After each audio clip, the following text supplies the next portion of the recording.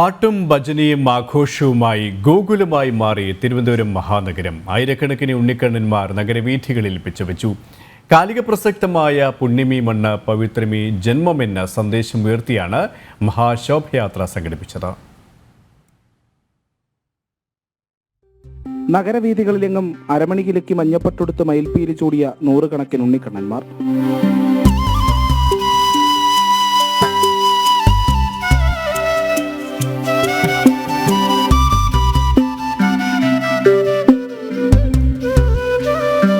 പുരാണ കഥാപാത്രങ്ങളെ അനുസ്മരിപ്പിക്കുന്ന നിശ്ചല ദൃശ്യങ്ങളും മുത്തുക്കുടയേന്തിയ യുവതികളും ഭജന സംഘങ്ങളും അകമ്പടിയേകി.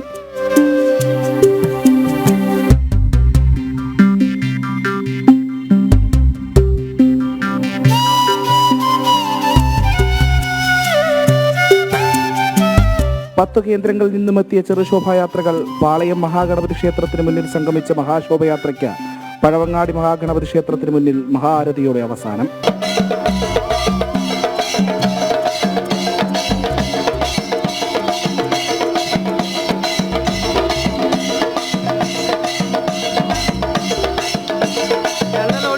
ശോഭയാത്ര കേന്ദ്ര സഹമന്ത്രി ജോർജ് കുര്യൻ ഉദ്ഘാടനം ചെയ്തു.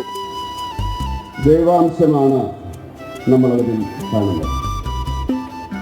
ലോകം കണ്ട ഒരു പൂർണ്ണ മനുഷ്യനാണ് ശ്രീകൃഷ്ണൻ. കാരാഗ്രഹത്തിൽ പിറന്നിട്ട്